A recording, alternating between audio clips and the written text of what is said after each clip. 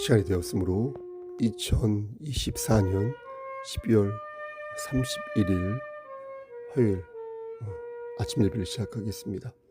올해 마지막 아침 예배입니다. 다같이 사도신경으로 우리의 신앙을 고백합니다.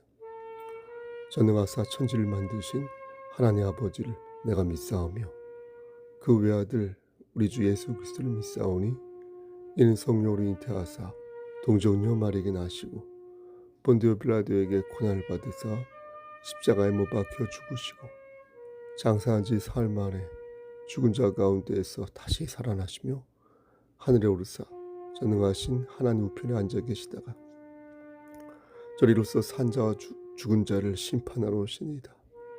성령을 믿사오며 거룩한 공예와 성도가 서로 교통하는 것과 죄를 사하여 주시는 것과 몸이 다시 사는 것과 영원히 사는 것을 믿사옵나이다. 아멘. 사랑과 은혜가 풍성하신 하나님 아버지, 하나님의 크신 사랑을 진심으로 감사드립니다. 올 한 해 우리를 눈동자처럼 지켜주시고 매일매일 성령 하나님과 동행하는 삶을 살 수 있도록 허락하여 주시는 애 감사합니다.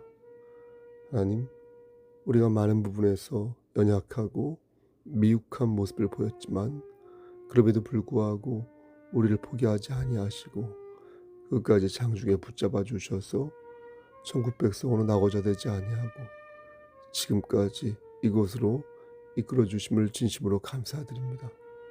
앞으로도 하나님의 언약을 붙잡고 나아가는 자 될 수 있도록 하시고 전국적으로 승리하는 자 되어 하나님의 자녀로서 부족함 없는 삶을 살다가 하나님께서 정하신 그때에 하나님 만나 뵐 수 있도록 주여 우리의 삶을 선도하여 주시옵소서.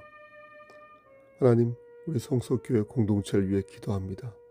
하나님, 우리 교회가 구원의 방주로서 역할을 잘 감당할 수 있도록 하시고 이 지역사회에서 죽어가는 어린 양들을 위해 정말로 하나님께서 합당하게 생각하시는 그런 방주가 될 수 있도록, 구원의 방주가 될 수 있도록 하나님 우리 교회를 만들어 주시옵소서. 일꾼을 보내주시고 동역자를 보내주시고 양적으로 성장하고 질적으로 성숙해지는 귀한 교회 공동체 될 수 있도록 은총 베풀어 주시옵소서. 심신이 연약한 우리 지체들에게 함께 하시사 아버지, 저들이 넘어지거나 쓰러질 때에 뒤에서 안아주시고 아주 넘어지고 아주 쓰러지지 아니하도록 늘 눈동자처럼 지켜보아여 주시옵소서. 우리의 자녀들에게 솔로몬의 지혜, 아브라함의 믿음을 허락하시고 하나님 중심의 삶을 살아 이 세상에서 머리가 될진데 꼬리가 되지 아니하도록 하나님 은총 베풀어 주시옵소서. 군 복무 중인 우리 아들들에게도 함께 하시사 그들의 건강을 늘 지켜주시옵소서. 모든 말씀 예수 그리스도인 받들어 감사하며 기도드렸사옵나이다. 아멘. 하나님 말씀 보겠습니다.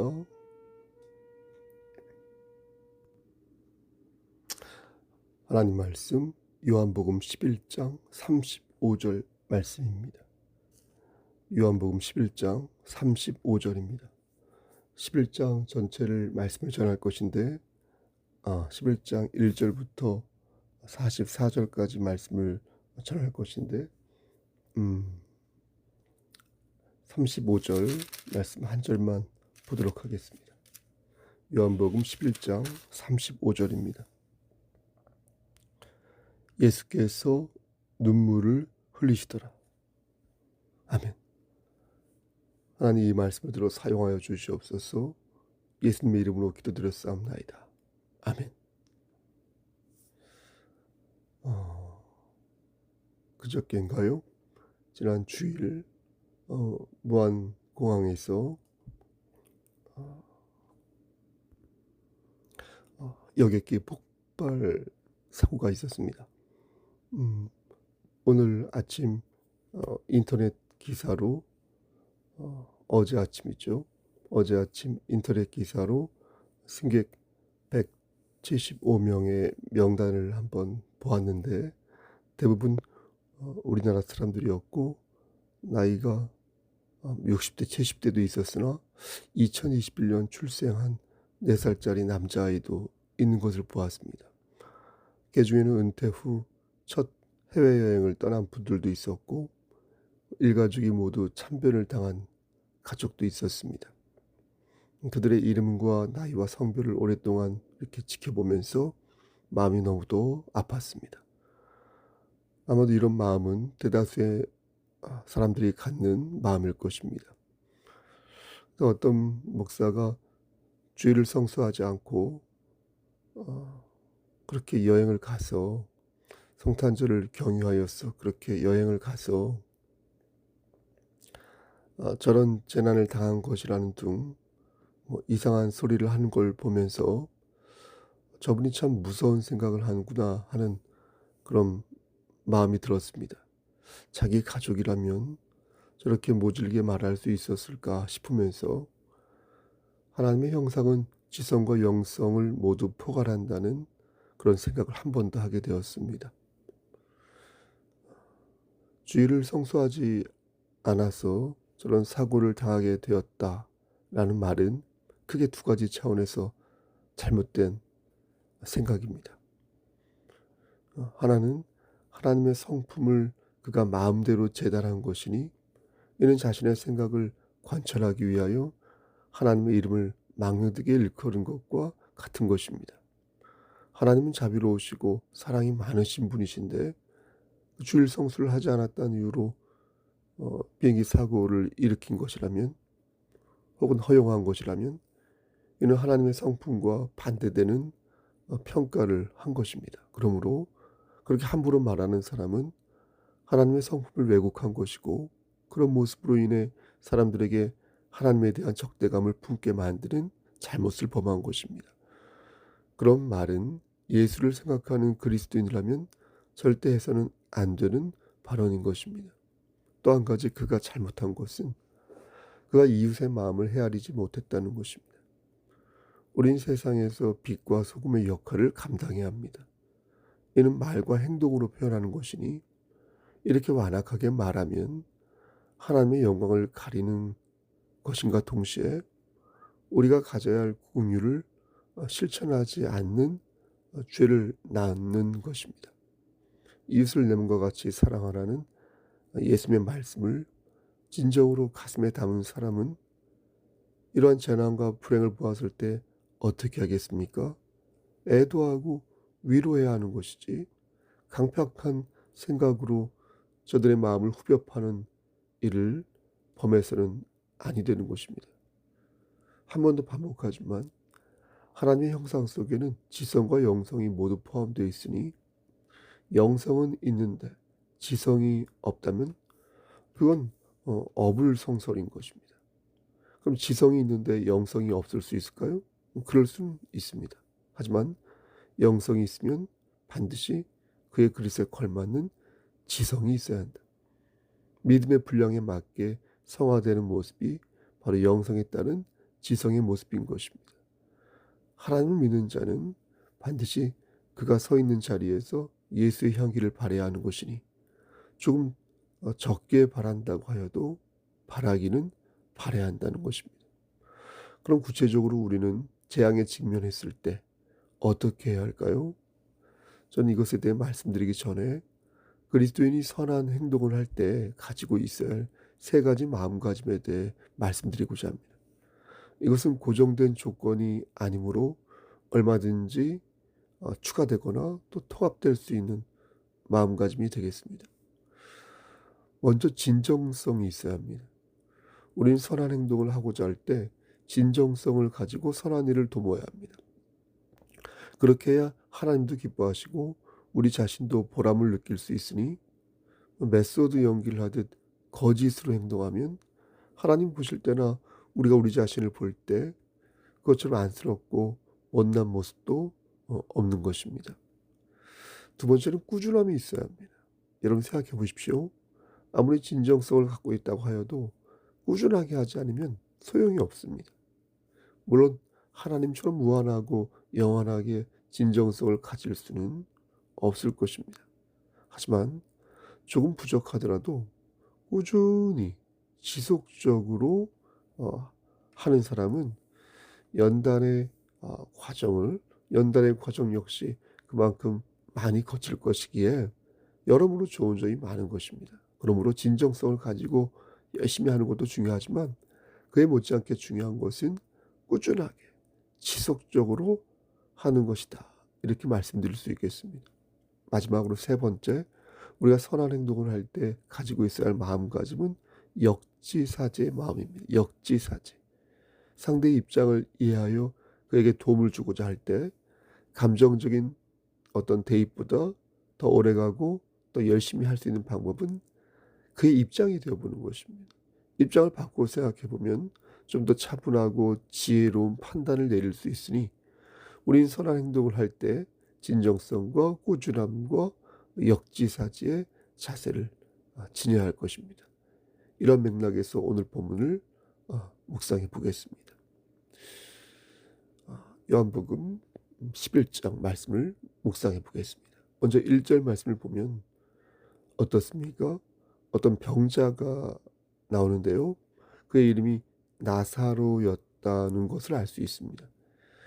2절 말씀을 보면 이 나사로가 마리아와 마르다의 오라버니였다는 것을 알 수 있는데, 여러분 마리아가 누구입니까?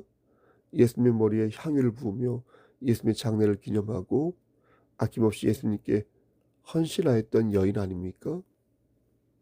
그럼 마르다는 누구입니까? 마리아의 언니죠. 누가복음 10장을 보면 마르다가 예수님을 맞이하는 과정에서 분주하게 음식을 준비하였던 것을 볼 수 있습니다. 마리아가 예수님의 발치에 앉아 말씀을 듣고 있는 꼴이 얄미워서 불만을 토로하긴 하였으나 어쨌든 마르다는 예수님을 향한 헌신으로 채워진 일꾼 중에 일꾼이었습니다. 그런 두 여동생의 오라버니가 바로 나사로였는데 이 사람이 병든 것입니다. 그런데 주목할 것은 마태복음 26장 6절과 7절 말씀을 보면 예수께서 베다니 나병 환자 시몬의 집에 계실 때에 한 여자가 매우 귀한 향유 한 옥합을 가지고 나와서 식사하시는 예수의 머리에 부으니 라고 말씀합니다. 여러분 보십시오. 그러니까 이 말씀을 보면 나사로를 시몬이라고도 불렀다는 것입니다. 시몬. 근데 그냥 시몬이 아니라 뭐라고 말씀하셨습니까? 나병 환자 시몬. 이렇게 불렀습니다. 나병 환자, 문둥병 환자 있지 않습니까? 나병 환자 시몬. 그러니 이 나사로라는 사람이 이번에 병에 걸리기 전에도 문둥병을, 나병을 앓았다가 예수님께서 치료해 주셨다는 것을 알 수 있는 것입니다. 이런 맥락에서 오늘 본문 3절과 4절 말씀을 읽어보면 어쩌면 마리아와 마르다가 예수님의 말씀에 섭섭함을 느낄 수 있었겠다 싶은 것입니다. 두 동생이 예수님을 찾아와 당신이 사랑하시는 자, 그러니까 우리 오빠가 병들었습니다 라고 말했는데 예수님께서는 마치 예전에도 아프던 사람인데 세상스럽게 그래 하는 식으로 4절에서 그 병은 죽을 병이 아니야 라고 말씀하신 것입니다. 그러면서 하나님의 영광을 위해 그가 병이 걸린 것이야 라는 취지로 말씀하신 것입니다. 여러분들이 마리아와 마르다였다면 그때 어떤 기분이 들었겠습니까? 저라면 예수님의 그런 자신에 찬 말씀을 아멘으로 받았을 것입니다. 왜냐하면 예전에 오빠 나사로의 나병을 치료해 주신 적이 있으시므로 이번에도 뭔가 믿는 구석이 있으셔서 저렇게 자신 있게 말씀하신 게 아닐까, 이런 생각을 하기 때문입니다. 그런 생각을 하였을 것이기 때문에 그런 마음을 가졌을 것입니다. 실제 예수님께서는 7절 말씀을 보면 정확하게 지명은 나와 있지 않지만 계시던 곳에 이틀 유하고 난 뒤에 나사로를 만나러 베다니로 떠납니다. 그런데 예수님께서는 나사로가 죽었다고 말하지 않고 잠들었다고 말하는데 제자들은 예수님의 그 말씀을 고지고대로 듣고 왜 하루길이나 되는 곳을 굳이 가셔서 나사로를 깨울 필요가 있을까 하는 의문을 표합니다. 그게 바로 11절과 12절 말씀이 되겠습니다. 예수님께서는 제자들이 지금 뭔가 착각을 하고 있다는 생각에 다시 한번 잠이 들었다는 것의 의미를 풀어주시는데, 그 말씀이 14절 말씀이 되겠습니다. 여러분, 예수님께서 뭐라고 말씀하십니까? 14절에서 이에 예수께서 밝히 이르시되 나사로가 죽었느니라. 예수님께서는 나사로가 잠든 게 아니라 죽었다고 명확하게 말씀하셨습니다.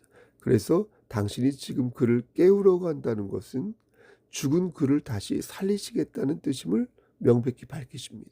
그러면서 자신이 왜 나사로를 살리려 하는지 그 이유에 대해 말씀하는데, 그게 바로 15절 말씀이 되겠습니다. 내가 거기 있지 아니한 것을 너희를 위하여 기뻐하노니 이는 너희로 믿게 하려 함이라. 그러나 그에게로 가자 하시니. 그런데 자꾸 눈에 밟히는 단어가 그러나라는 접속부사가 되겠습니다. 여러분 한번 읽어보십시오. 15절에서 내가 거기 있지 아니한 것을 너희를 위하여 기뻐하노니 이는 너희로 믿게 하려 함이라 라고 말씀하신 뒤에 그러나가 아니라 그러므로라고 말해야 자연스러운데, 왜 예수님께서 그러나라고 말씀하셨는지 이 부분이 조금 이해가 안 가는 것입니다. 어쨌든 그 부분은 나중에 한 번 더 말씀드리는 것으로 하고, 어쨌든 예수님께서는 죽은 나사로를 만나기 위해 베단으로 향했고 그곳에서 마르다를 보았습니다. 마리아는 성격이 좀 내성적이어서 아마 오라버니의 죽음에 큰 충격을 받고 집에 앉아 있었던 것 같습니다.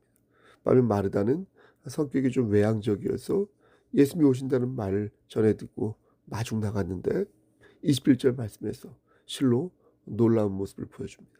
마르다는 이렇게 말합니다. 마르다가 예수께 여짜오되 주께서 여기 계셨더라면 내 오라버니가 죽지 아니하였겠나이다.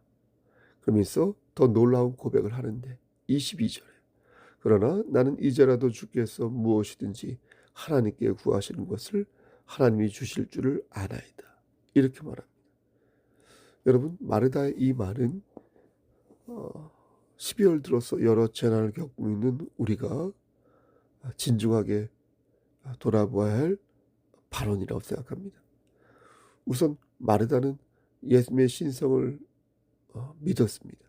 더 나아가 예수님께서 구하시는 무언가를 하나님께서 들어주실 것이라고 믿는다. 이렇게 말했습니다. 그러니까 마르다는 예수님에게 자신의 오빠 나사로를 살려달라고 말하지 않았다는 것입니다.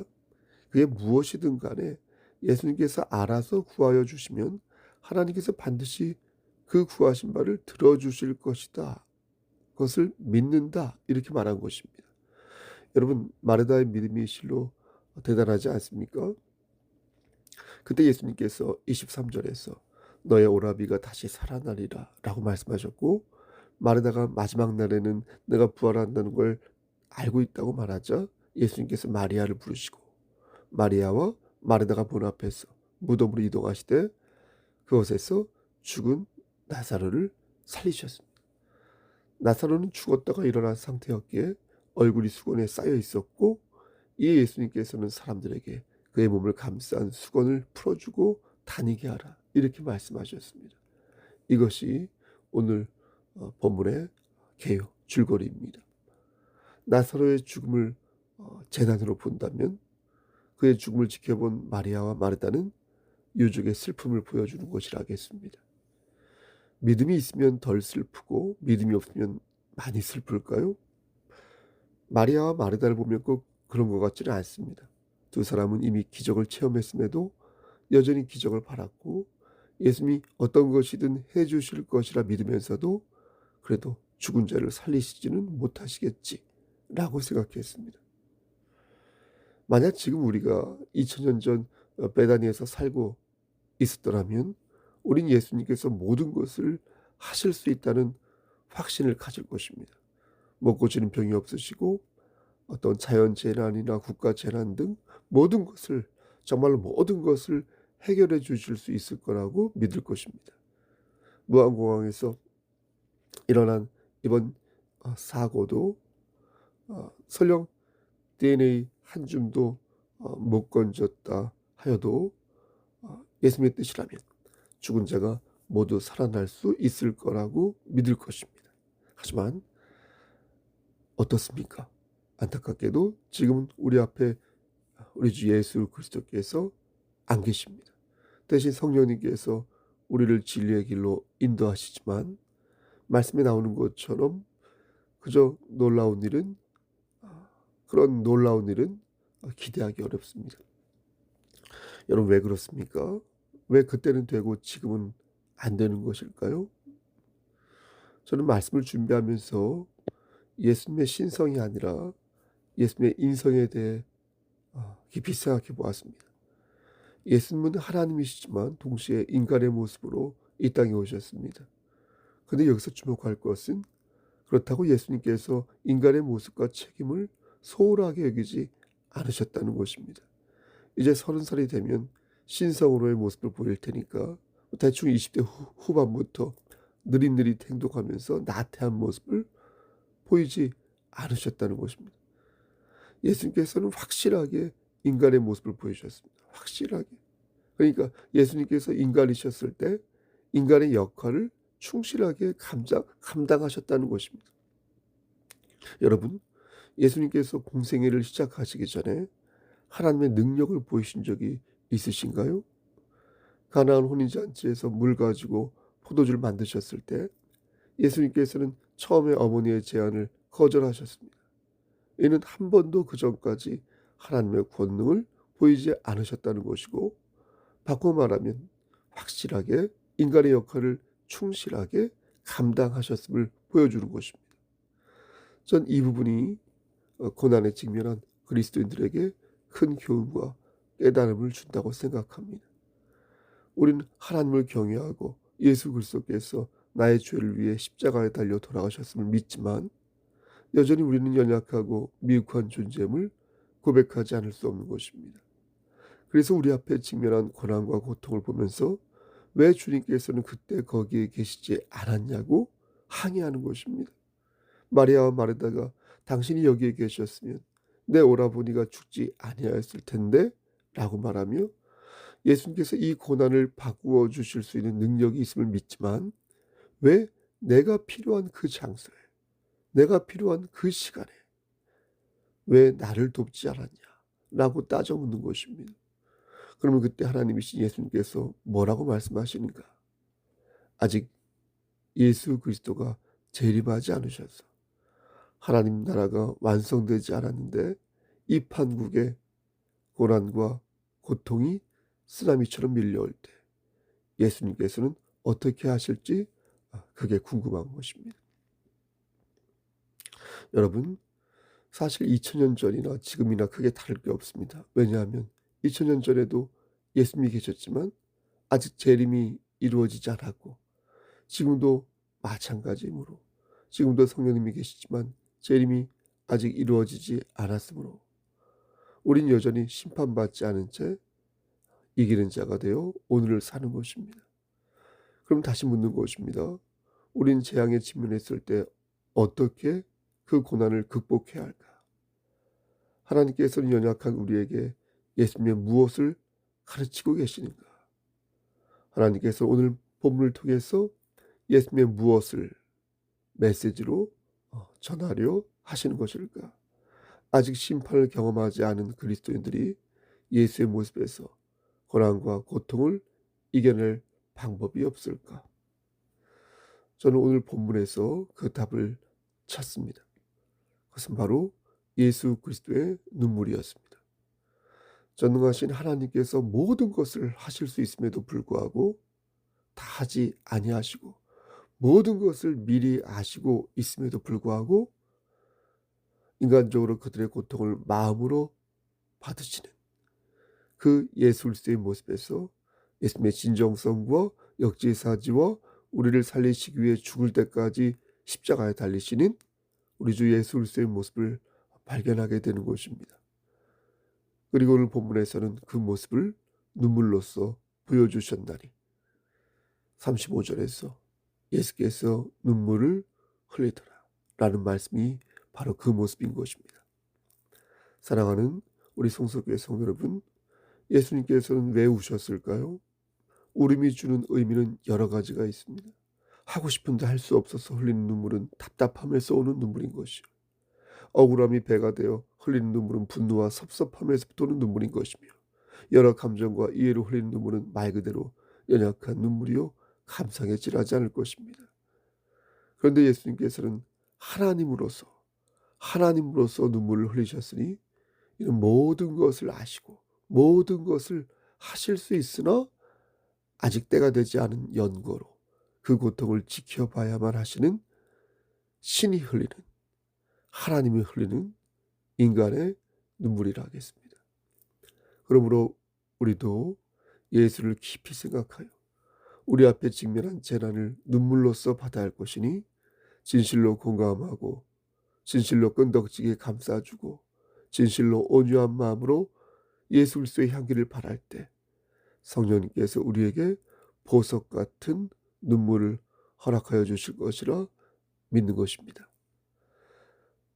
주께서 속히 오시기를 또한 간구하며 주 안에서 고난에 직면한 저들을 위해 여러분 참다운 눈물을 흘리시기를 주님의 이름 받들어 간절히 축원합니다. 아멘. 하나님, 올 한 해 지켜주셔서 감사합니다. 내년에 어떤 슬픔이 있고 고통이 다가올지 우리는 모르겠으나 우리 주 예수 그리스도께서 흘리신 그 눈물을 통하여 우리가 희망과 소망을 갖게 되니 하나님 우리를 끝까지 붙잡아 주셔서 승리하는 자, 이기는 자 될 수 있도록 은총 베풀어 주시옵소서. 이제는 우리를 죄에서 구속하여 주신 우리 구주 예수 그리스도의 은혜와 아버지 하나님의 만극하신 그 사랑하심과 성령 하나님의 교통하시고 인도하시는 모든 역사하심이 예수의 눈물을 곱씹으며 그 안에서 참다운 소망과 평강을 누리기를 소원하는 여기 모인 성도와 그들의 가정과 이 재단과 이 나라 위에 하나님의 사랑하심이 세세토록 함께 계실지어다. 아멘.